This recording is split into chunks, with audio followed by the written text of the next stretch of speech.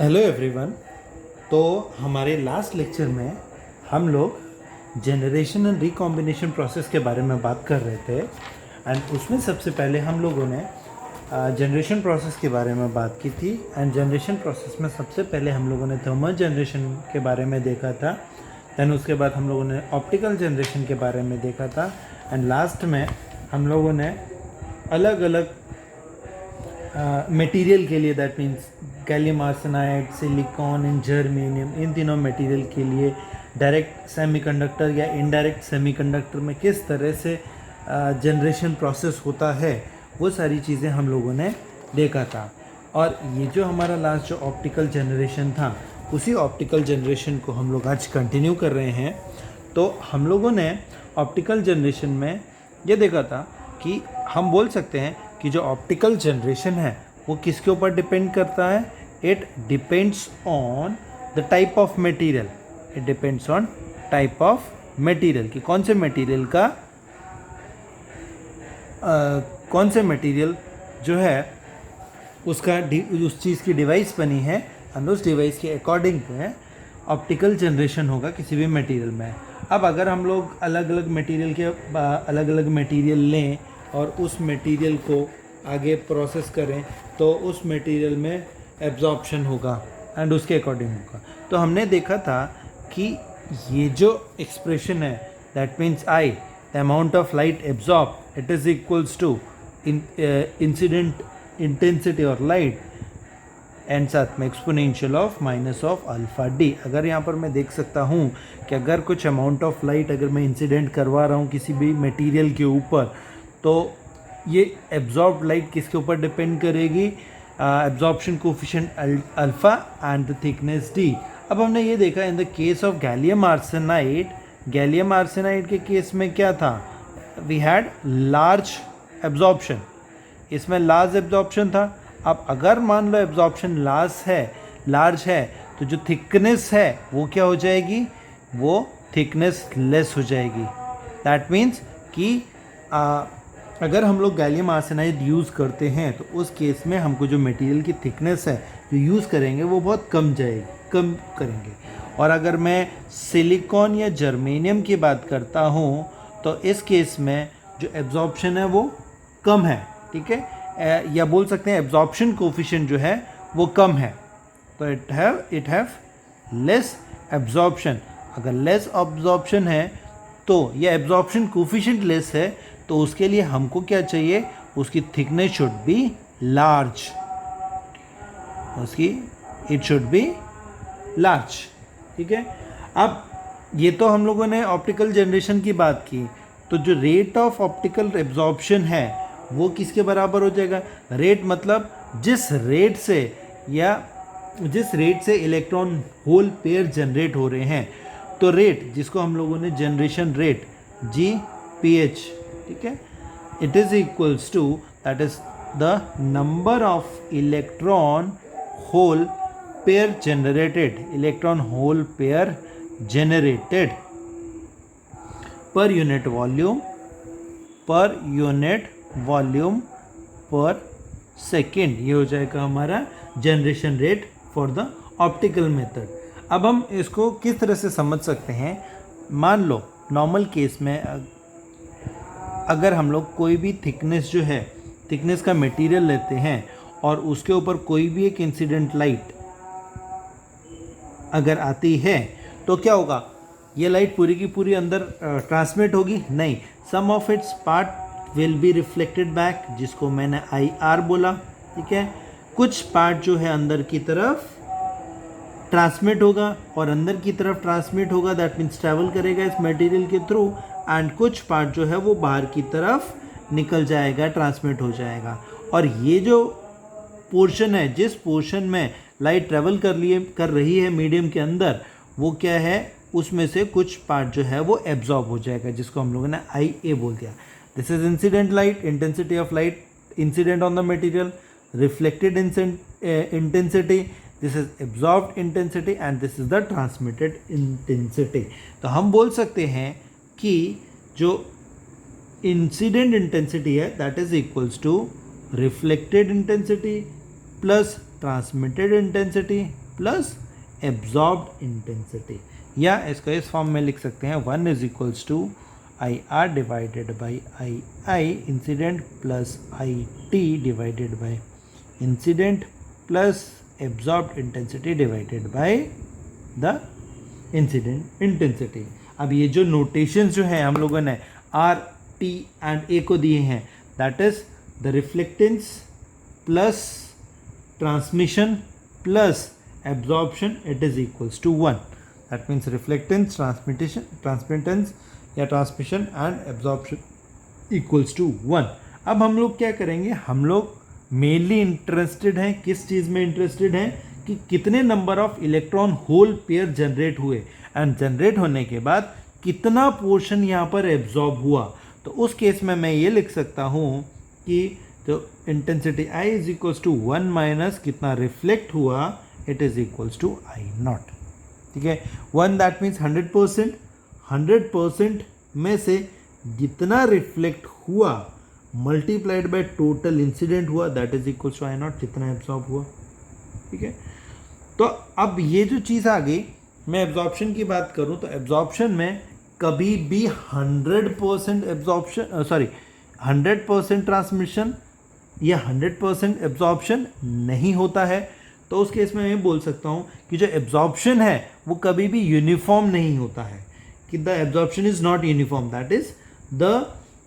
that is in the starting, at the starting there will be more and more absorption and simultaneously it decreases. So we can say that the absorption of the photon is non-uniform. We can say that absorption of light या of photons is non-uniform. It is non-uniform. ठीक है, तो हम बोल सकते हैं कि जो number of photons absorb in thickness dx, number of photons absorbed in thickness, कितनी थिकनेस, अभी इस चीज़ को हम लोग एक छोटे से फॉर्म में लिख रहे हैं, कितनी थिकनेस, dx थिकनेस में पर यूनिट वॉल्यूम कितना होगा, that will be equals to intensity x plus dx में minus of ix divided by per unit volume. अब उसको हम लोगों ने dx से लिया, तो अगर इसको मैं बोलूँ change in from x to x plus dx, that is di total intensity, मतलब जितना चेंज हुआ इंटेंसिटी में पर यूनिट डिस्टेंस। तो अगर मैं बात करूँ तो मैंने बोला absorption of the photon is non uniform, तो अगर मैं इसका कर्व ड्रॉ करना चाहूँ तो ये कर्व किस तरह से ड्रॉ होगा, ये कर्व जो है अगर मान लो ये मेरी इंटेंसिटी है I और ये जो है ये थिकनेस है D, एक जा रहा है, तो initially the absorption is maximum and absorption decreases slowly. ठीक है, अगर मैं थोड़ा सा इसमें से dx पोर्शन उठाता हूँ, ये मेरा dx पोर्शन है और ये जो है इंटेंसिटी I नॉट एब्जॉर्ब है, तो इस पोर्शन में ये जो पोर्शन है यहाँ तक पोर्शन हो गया हमारा x, और ये जो पोर्शन है dx, तो ये हो जाएगा x प्लस dx, यहाँ तक पोर्शन आ जाएगा हमारे पास, तो इसीलिए हम लोग di बाई dx बोल सकते हैं। अब ये तो है number of photon absorbed, that is di by dx। अगर मैं बोलना चाहूँ कि number of electron whole pairs generated, कितने जनरेट हुए, अगर जितने एब्जॉर्ब होंगे बिल्कुल उसका ऑपोजिट होगा, तो हम बोल सकते हैं that this is equals to minus di by dx, बिल्कुल उसका ऑपोजिट है, that is why I have written here is minus di by dx। ठीक है, बट बोल सकते हैं कि जो फोटोन जो है एब्जॉर्ब हुए, इलेक्ट्रॉन होल पेयर जनरेट हुए, तो ये आ गया नेगेटिव में।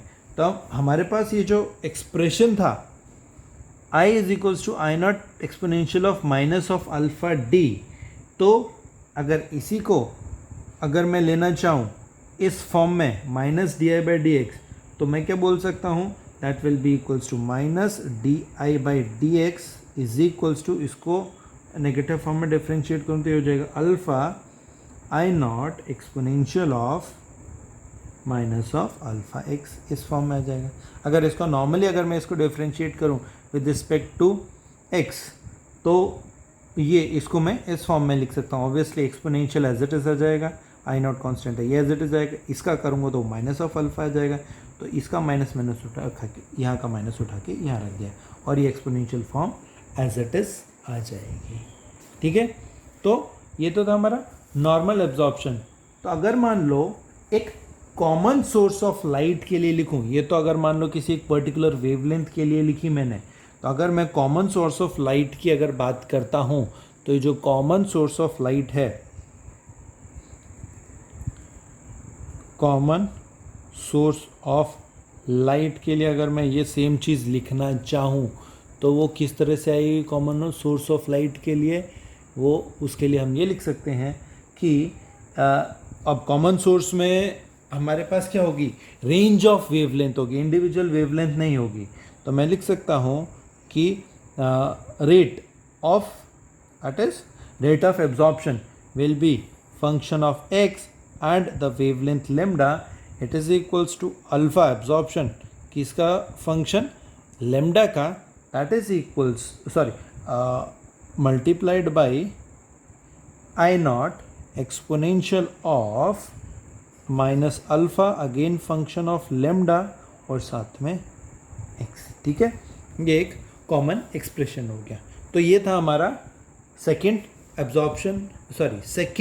Process of generation, that was optical generation. अब थर्ड जनरेशन की अगर हम बात करें, तो जो थर्ड जनरेशन जो आता है, third type of generation it is electrical generation. Electrical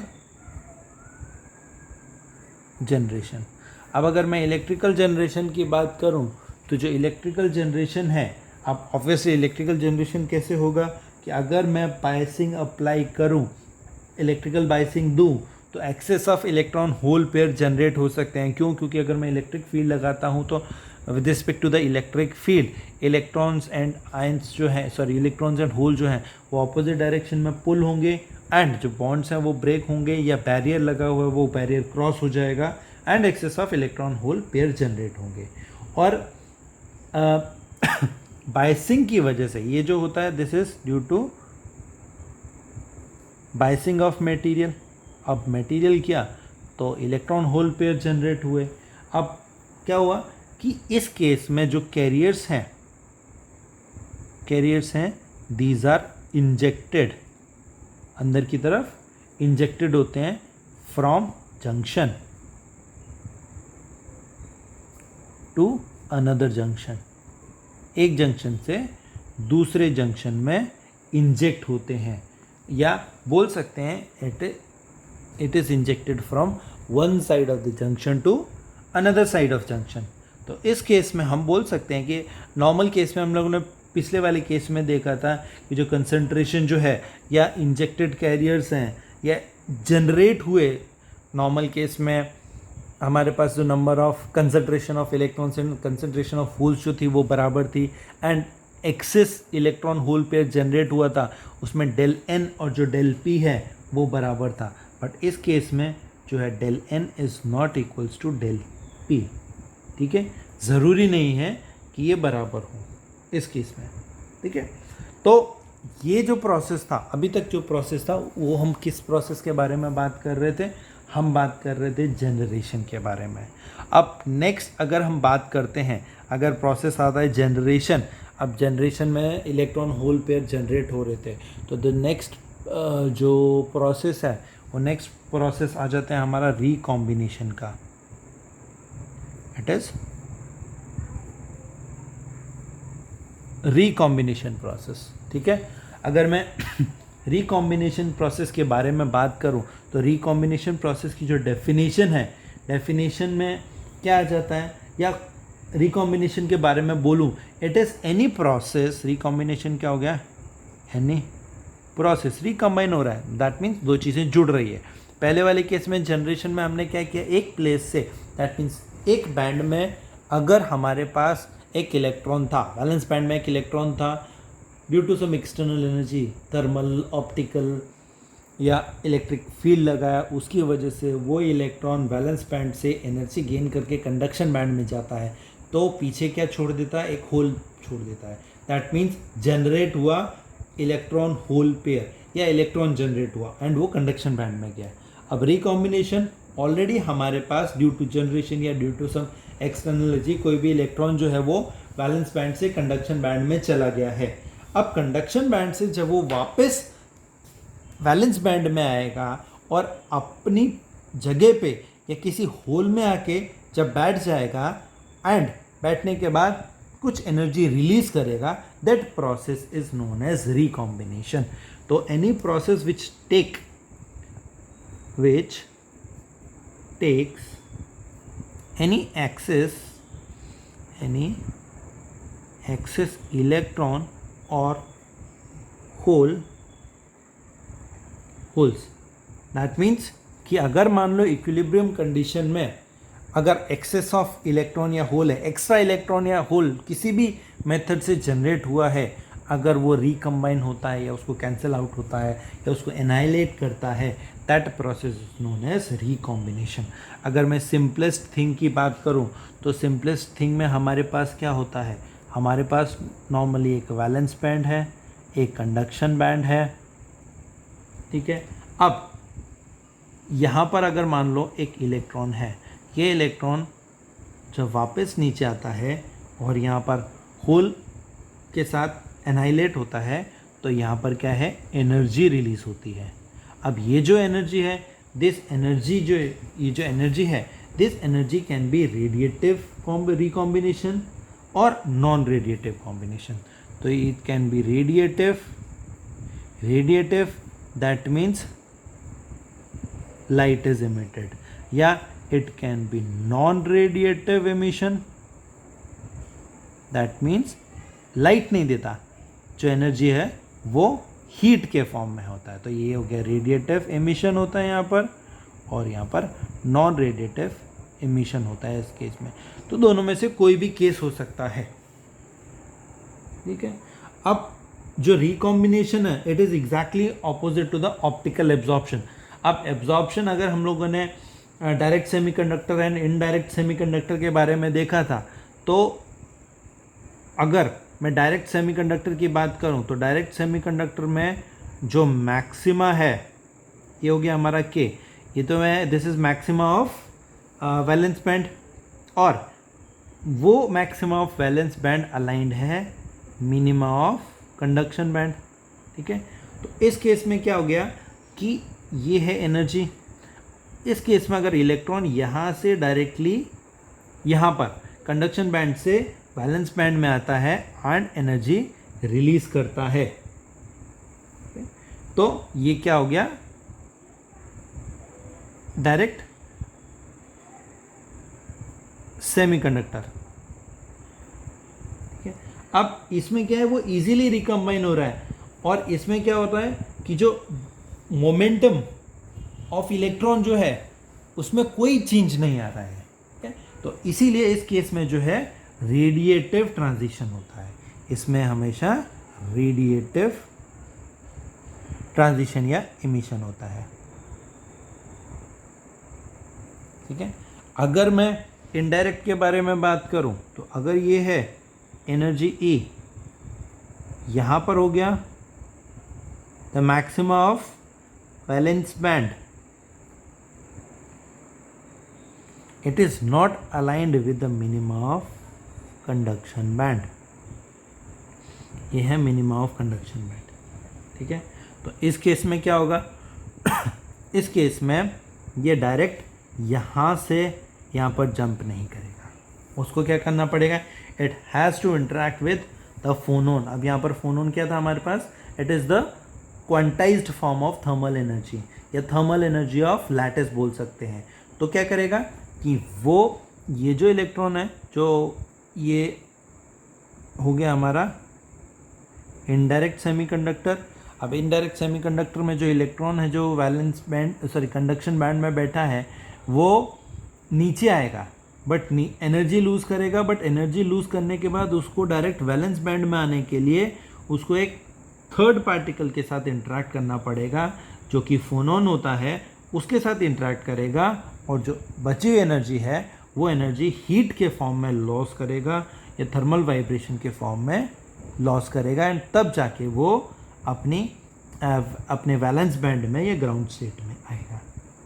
तो इसीलिए यहाँ पर जो है नॉन रेडिएटिव ट्रांजिशन होता है, नॉन रेडिएटिव, क्योंकि सम पार्ट ऑफ एनर्जी जो है वो रिलीज़ करता है जब हाफ वे तक आता है, डायरेक्ट नीचे नहीं, एंड जब दूसरे के साथ फोनोन के साथ जब वो इंटरेक्ट करता है और अपनी एनर्जी देता है तो वो एनर्जी जो है वो हीट के फॉर्म में लूज़ करता है। इसीलिए यहाँ पर नॉन रेडिएटिव ट्रांजिशन होता है। ठीक है, और इसीलिए जो है गैलियम आर्सेनाइड जो है स्पेसिफिकली एलईडीज बनाने के लिए यूज़ में आता है। क्यों? क्योंकि यहाँ पर रेडिएटिव इमिशन होता है, एंड रेडिएटिव इमिशन में क्या निकलता है, लाइट निकलती है, एंड ईजीली क्या होता है, रिकॉम्बिनेशन होता है, रिकॉम्बिनेशन की वजह से इमिशन बहुत आसानी से हो जाता है। तो that is why gallium arsenide is used for LED, जो कि हमारे में लाइट इमिटिंग डायोड्स होता है। तो रिकॉम्बिनेशन में मैं रिकॉम्बिनेशन रेट की बात करूं, रिकॉम्बिनेशन रेट की अगर बात करूं तो रिकॉम्बिनेशन रेट दैट मीन्स कि number of electron whole pairs annihilated पर यूनिट वॉल्यूम पर सेकेंड। एक यूनिट वॉल्यूम में एक सेकेंड में कितने number of electron hole pair annihilate हुए, दैट इज रिकॉम्बिनेशन रेट।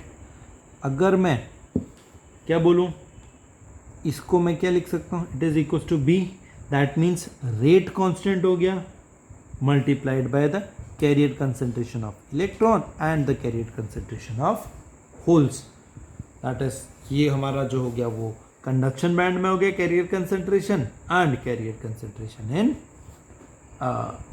ये होल्स इन वैलेंस बैंड अगर वो ऊपर गया तो, एंड वाइस वर्सा। ठीक है, तो ये तो क्या होता है, ये केस जो है अगर मैं रिकॉम्बिनेशन रेट की बात करूं, यहाँ पर हमारे पास सिर्फ और सिर्फ बैंड टू बैंड ट्रांजिशन हो रहा है। Here we have, what do we have, band to band transition, band to band transition. ठीक है, दोनों के लिए, for the generation and recombination, for generation and recombination. Band to band transition that means कि अगर मैं जनरेशन की बात करूं तो वैलेंस बैंड में जो इलेक्ट्रॉन बैठा हुआ है वो बाहर से एनर्जी लेगा, एनर्जी लेके कंडक्शन बैंड में चला जाएगा। जब वो कंडक्शन बैंड में चला गया तो यहाँ पर एक इलेक्ट्रॉन और यहाँ पर होल पेयर जनरेट हो गया। वैलेंस बैंड से conduction band, band to band. अगर मैं रिकॉम्बिनेशन की बात करूं तो यहाँ पर एक इलेक्ट्रॉन बैठा हुआ है, ये इलेक्ट्रॉन जब होल को एनाइलेट करेगा वैलेंस बैंड में तो कंडक्शन बैंड से वो वैलेंस बैंड में आया, इसीलिए बैंड टू बैंड ट्रांजिशन हुआ एंड एनर्जी रिलीज हुई। तो यहाँ पर क्या है, सिर्फ और सिर्फ बैंड टू बैंड ट्रांजिशन हो रहा है हमारे पास दोनों केस में। ठीक है, अब ये क्या है कि अगर हम लोग बात करें कि यहाँ पर तो हमने बोला कि बैंड टू बैंड ट्रांजिशन हो रहा है, सिर्फ और सिर्फ एक बैंड से दूसरे बैंड तक जा रहा है, तो यहाँ पर जो है कि सिर्फ और सिर्फ यही पॉसिबिलिटी नहीं है ट्रांजिशन की या रिकॉम्बिनेशन की, हमारे पास और भी बहुत सारे प्रोसेसेस जो हैं जो कि रिकॉम्बिनेशन में हो सकते हैं। अब किसी भी एक मटेरियल में सिर्फ और सिर्फ बैंड और बैंड टू बैंड ट्रांजिशन में रिकॉम्बिनेशन हो सकता है, प्लस उसके अलावा और भी प्रोसेसेस वो भी हो सकते हैं, एक साथ सारे भी हो सकते हैं। बट सारे होने के बावजूद वहाँ पर एक या दो डोमिनेट करेगा, that means most of the recombination जो है वो किसकी वजह से होगा, किसी एक पर्टिकुलर प्रोसेस की वजह से होगा। बाकी सारे जो हैं वो सप्रेस हो जाएंगे, हो रहे होंगे बट बहुत कम होंगे in comparison to a particular recombination process. ठीक है, तो ये तो था हमारा आज का लेक्चर, जिस लेक्चर में हम लोगों ने क्या देखा कि किस तरह से जनरेशन हो रहा है, कौन सा ऑप्टिकल जनरेशन हम लोगों ने अच्छे से समझा। एंड ऑप्टिकल जनरेशन में हम लोगों ने क्या देखा कि किस तरह से रिकॉम्बिनेशन हो रहा है। अब कैरियर जनरेशन और जो रिकॉम्बिनेशन है, ओके, ये किस तरह से रिकॉम्बिनेशन प्रोसेस होता है, ठीक है, that was the basic recombination process. Thank you.